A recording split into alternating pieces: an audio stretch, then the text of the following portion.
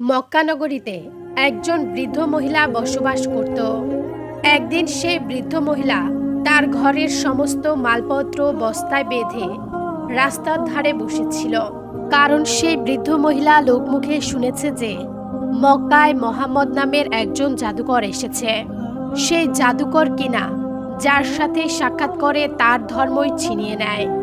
তাই সেই বৃদ্ধ মহিলা সেই জাদুকরের কাছ থেকে পালাতে চাইছিল, এই জন্য যে সেই জাদুকর কিনা সেই বৃদ্ধ মহিলার বাপদাদার ধর্ম তার কাছ থেকে ছিনিয়ে নিবে।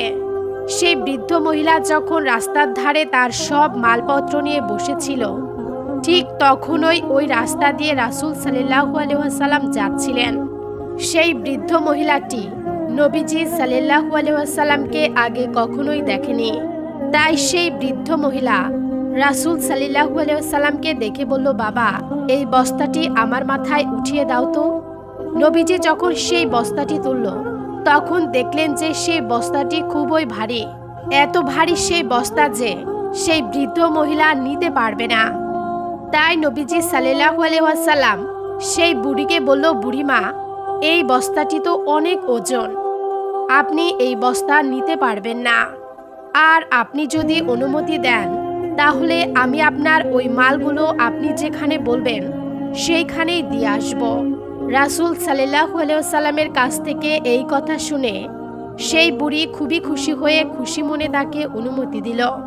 এরপর নবীজি সাল্লাল্লাহু আলাইহি ওয়াসাল্লাম সকল মালপত্রের বস্তা নিজের মাথার উপরে তুললেন আর সেই বৃদ্ধা বুড়ির সাথে পথ চলতে থাকলেন।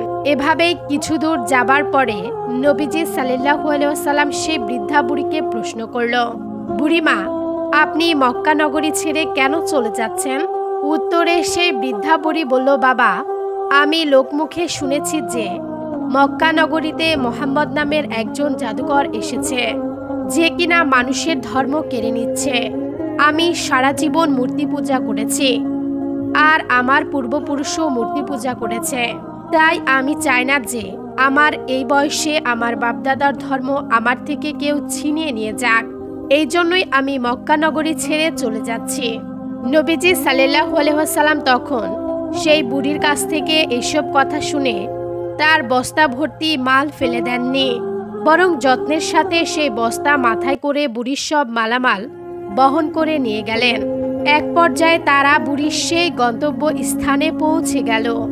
এবার বুড়ির সব মালামাল সেখানে পৌঁছে দিয়ে রাসূল সাল্লাল্লাহু আলাইহি ওয়াসাল্লাম চলে আসার সময় সেই বুড়ি তাকে জিজ্ঞাসা করল, বাবা, তুমি আমার জন্য এত কষ্ট করলে, যাবার সময় অন্তত তোমার নামটা তো বলে যাও, যাতে করে আমি তোমাকে মনে রাখতে পারি।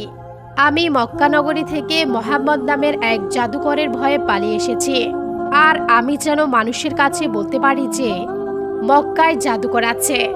আবার সেই মক্কায় তোমার মতো উঁচু মনের একজন ভালো মানুষও আছে। আমি মানুষকে যেন তোমার নাম বলে বলে সুনাম করতে পারি। বুড়ির কাছ থেকে এমন কথা শুনে রাসূল সাল্লাল্লাহু আলাইহি ওয়াসাল্লাম বললেন, বুড়িমা, আপনি যে জাদুকরের ভয়ে মক্কা ছেড়েছেন, আমি সেই মোহাম্মদ, আমি আপনার সামনে দাঁড়িয়ে আছি। বুড়ি তখন ভীষণ অবাক হয়ে বলল, সত্যি সত্যি কি আপনি সেই মোহাম্মদ? নবীজি সাল্লাল্লাহু আলাইহি ওয়াসাল্লাম বললেন, হ্যাঁ, আমি সেই মোহাম্মদ। বৃদ্ধা বুড়ি তখন বলল, তাহলে আপনার জাদু আমার উপরেও ক্রিয়া করে ফেলেছে। সুবহান আল্লাহ, দয়া করে আপনি আর দেরি করবেন না, আপনি আমাকে তাড়াতাড়ি কালেমা পড়িয়ে দিন, আমি ইসলাম ধর্ম গ্রহণ করতে চাই।